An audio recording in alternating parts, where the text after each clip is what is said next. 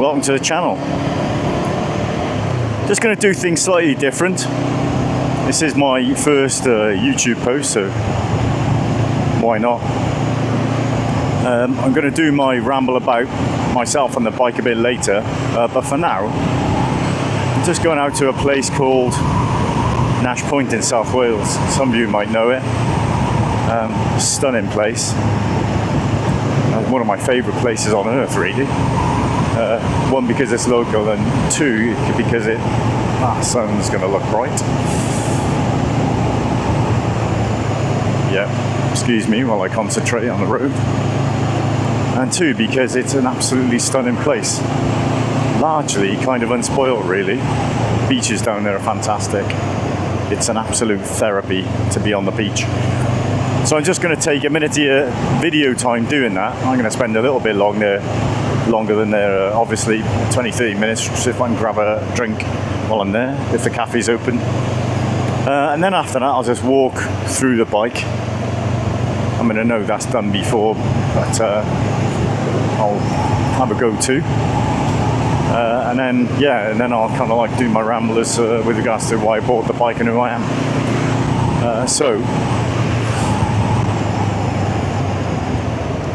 I shall see you in a bit.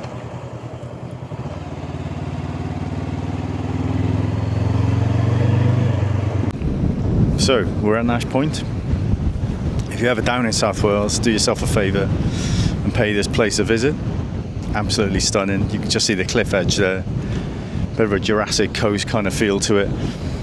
Tide's running in today, but when it's not in, you've got a good 75-metre wide stretch of sand to walk along. It just goes on for miles and miles. You might not be able to make out the layered rock on that cliff edge, but as you walk along you can see that, and it's absolutely stunning. Kind of like has an edge of the world feel to it. Well worth you paying it a visit. You can camp. You'd be surrounded by sheep. Well, we are in Wales, so standard. You've got your lighthouse over in the distance. And the good thing about it is there's never too many people down here.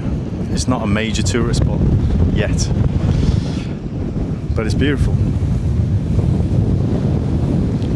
Okay, see you in a bit. Okay, so let's have a look at the CB500 Hornet. Okay. Lovely looking bike as far as I'm concerned. Absolutely love the look of it, the naked style of it. I didn't think I was going to enjoy a naked bike at all, but I really like the look of that. As you can see, I've put a shad rack on the back because I do need to carry a bit of luggage now and then. So yeah, just taking it off now so you can just get an idea of what it looks like naked.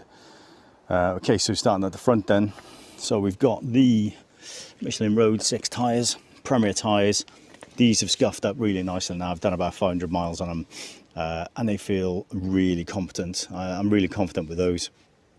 I think they're 125 tyres on the front, 17-inch wheels, dual discs on the front, 2-piston Nissin brakes.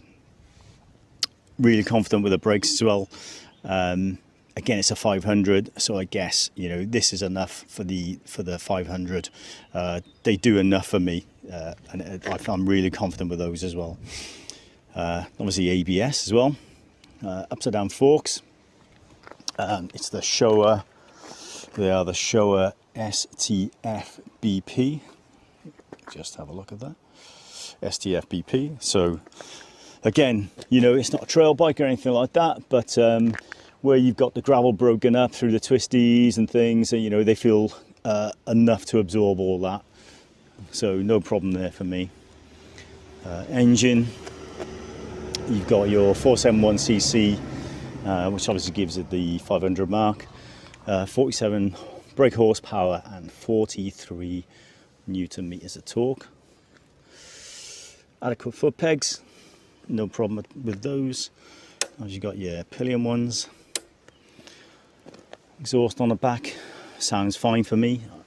People might want to swap that out, but I don't. That's absolutely fine. Single disc brake on the back, and obviously a single piston. Again, Michelin 6 on the rear with 160 on the rear, and obviously 17-inch on the rear as well.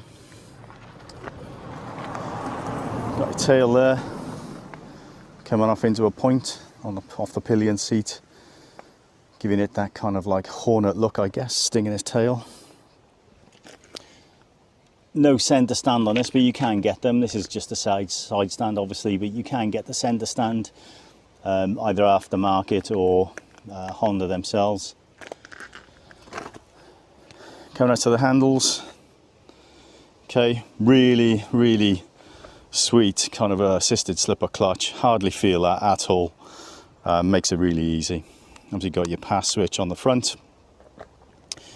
You've got your toggle for the traction control.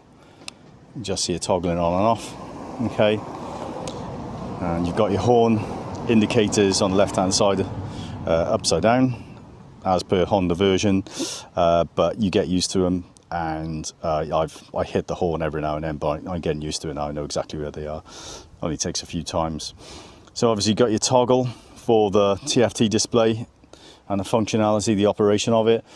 You can just see me just going through the menu there.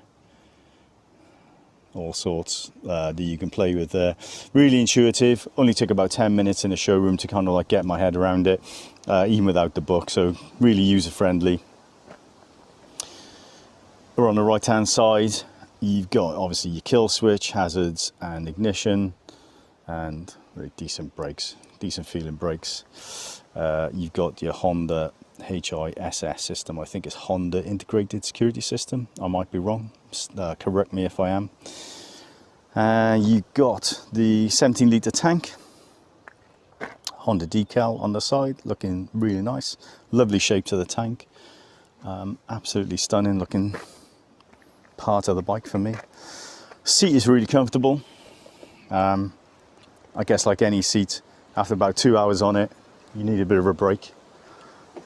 And yeah, and just the Hornet marking on the front there as well, on the front fairing. So again, just stepping back there. Lovely looking thing. Just do a bit of a 360 for you.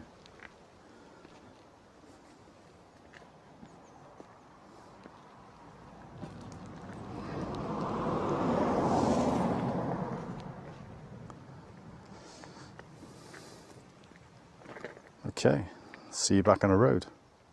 Okay, just to give you a bit of a 360 with the luggage on it. Okay, still doesn't look too bad with luggage on it. Still looks quite nice in my eyes. Front end. And you've got your left side. Stunning. Okay, so just making tracks now down towards the Baffle House, the coffee shop in Cowbridge. Probably heard of that. But who am I and why am I doing this? Well, obviously this is Echo Delta Biker. Way nice tarmac there. And there's no mysterious or tactical intent in our name. It's just Echo Delta's phonetic alphabet for my initials, and I'm a biker now. Quite a new biker, which brings me on to my next point really. I only passed my test about 2.5 weeks ago. So why am I starting a YouTube channel? Well, I'm no expert, obviously. Have an opinion on bikes and biking like we all do. I'm not a bike journalist, obviously, and I'm not a bike reviewer, not yet anyway. Hopefully one day I could take out a few more bikes and kind of review them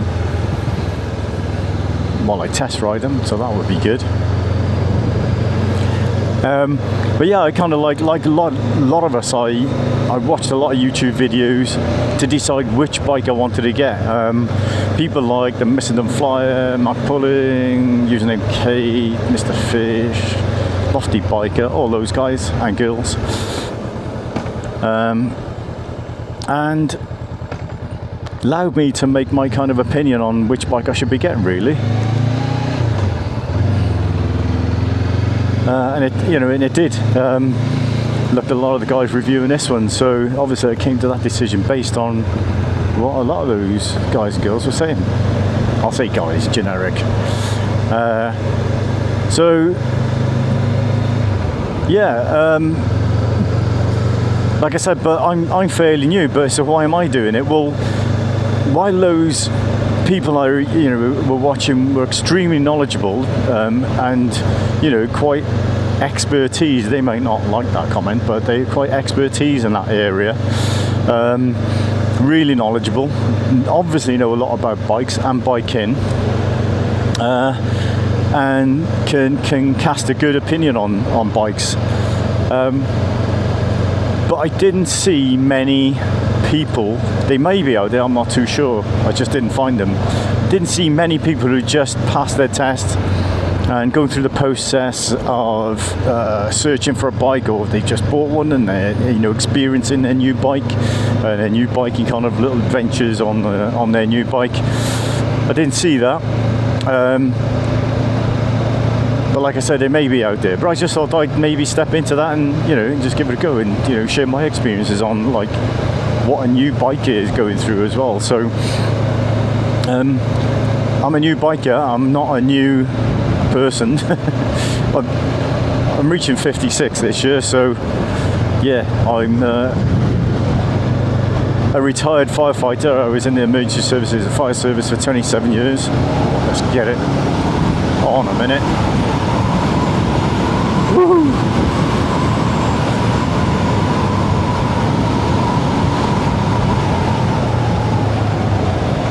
Yeah, so was in the fire service 27 years.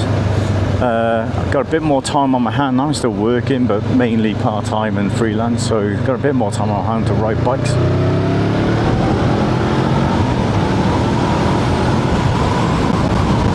Come on.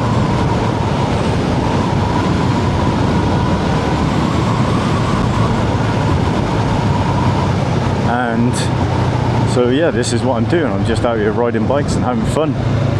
And as you can see, you can have a bit of fun on this bike. So if you're a new biker and you're looking to purchase a new bike and you're not quite sure about going for a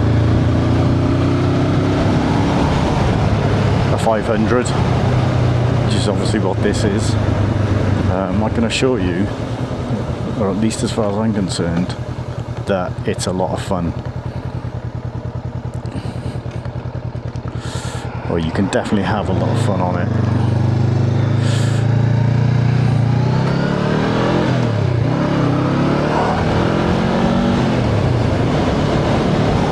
So yeah, so I passed my test 2.5 weeks ago, like I said, and literally the day I passed my test, I drove up from Bridgend to Swansea to test ride a couple of bikes. One of them was the GB350, the Honda GB350. I knew I wanted a Honda, or a Japanese bike at least, but mainly a Honda. And I guess it's just because you buy into a brand sometimes, isn't it? You kind of do that. Yeah, so I knew I wanted a Honda, so test rode the GB350, test rode this. Yeah, and I really like the look of the GB350 all along, and I still do. I absolutely love the look of the bike. And when I rode it, it ticked so many boxes. It sounded good, it looked good, it sounded good. It looks like a proper, a big motorbike, Again, I'm only kind of like a beginner really, but it just looked the part and sounded the part. It's just that there was one box that it didn't tick, and that was when I took it up the dual carriageway. And it was like there was like a long uphill of a dual carriageway. Excuse me. When I got up to the top, it was just starting to lose pace. It was decelerating. I didn't really want it to. I felt like, didn't feel like he would put me in a situation or anything, because after all these years driving all sorts of vehicles, I'm not a bad motorist, but I won't do stupid things, or at least I hope I won't. But I just don't really want a bike to lose pace like that. If Honda bring out a CB500, I mean, they're taking my money. Or 650, imagine a GB650. They can take my money again, because that would be amazing. But I test rode this one back to back. I took the GB350 back and took this one straight out. And it just did everything I wanted it to do. You know, it looks nice. It looks like a gorgeous looking bike. It wasn't necessarily the type of bike I was going for to start with, but it was actually a gorgeous looking bike. It sounds great.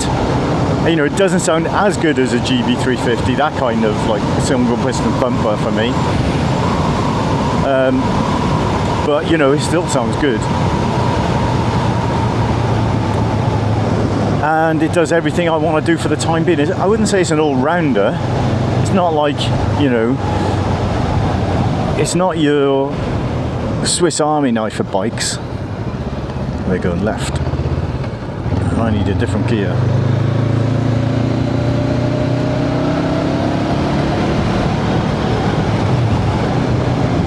Yeah, spot the deliberate mistake with the gear change there on the roundabout.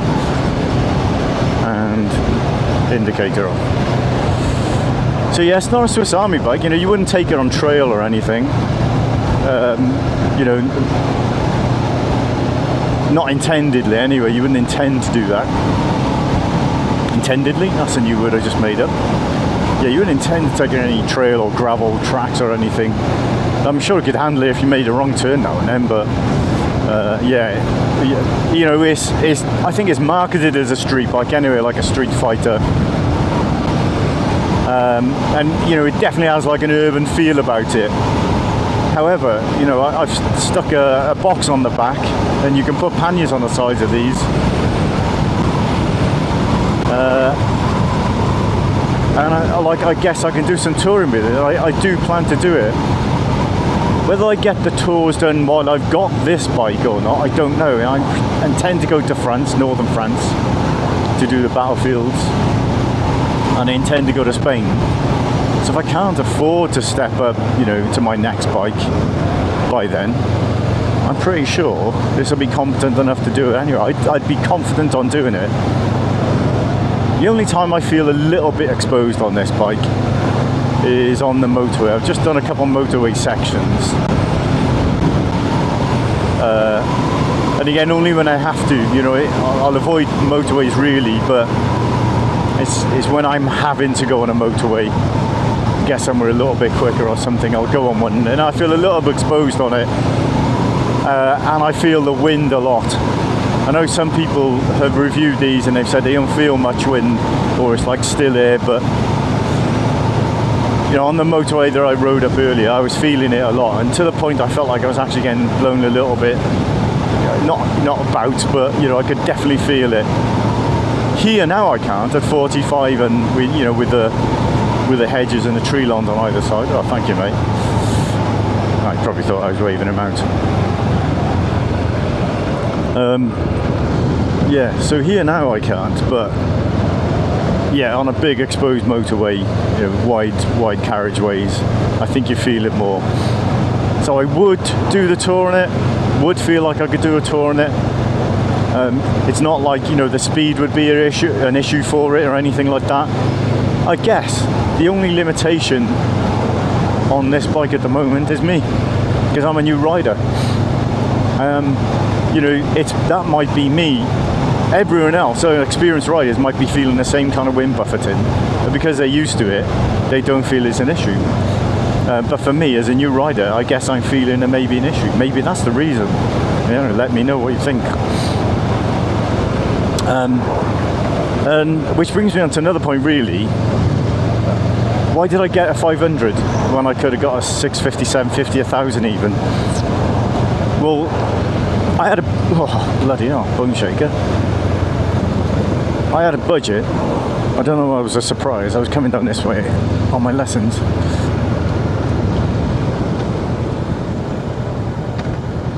I had a budget in mind, and I didn't really want to go past that budget. I wanted to sit on my budget and use it as a ceiling. There's a squeeze. And so, yeah, when I went into the showroom, I saw this bike that there was a bit off of the actual trade price for the bike. Not trade price, the normal price, should I say. And then I had a voucher because I passed with a Honda approved centre,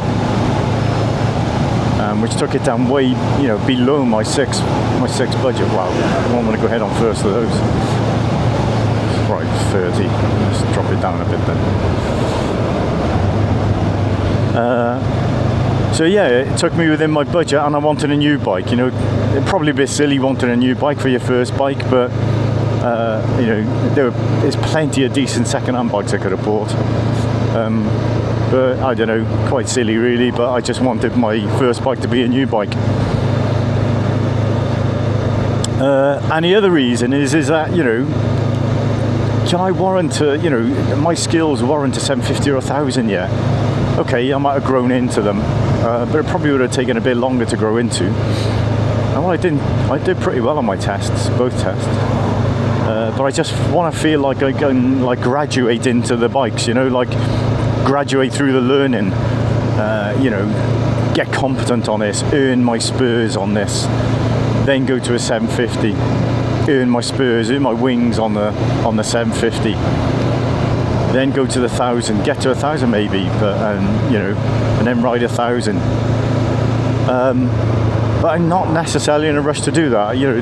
Again, the whole reason I wanted a 500 or a lighter bike was I wanted it to feel light, agile, lean and efficient.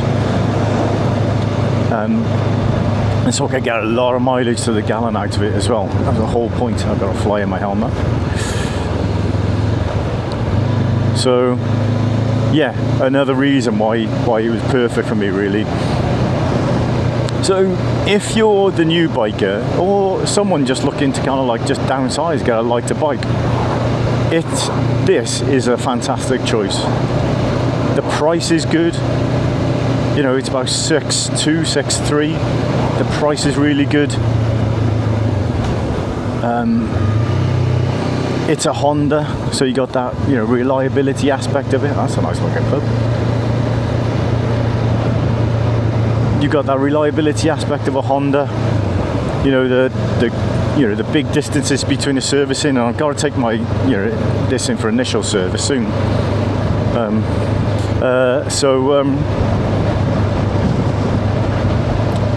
Yeah, so all the reliability factors of the Honda. It's a Japanese bike. It's very reliable. Yeah. So we're coming up to the roundabout where I'm just going to turn right, and we're going to head down towards the Baffle House.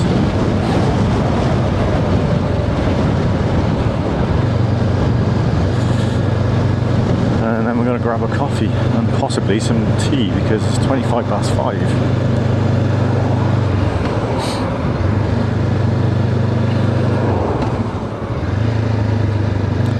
So thanks for joining me for my first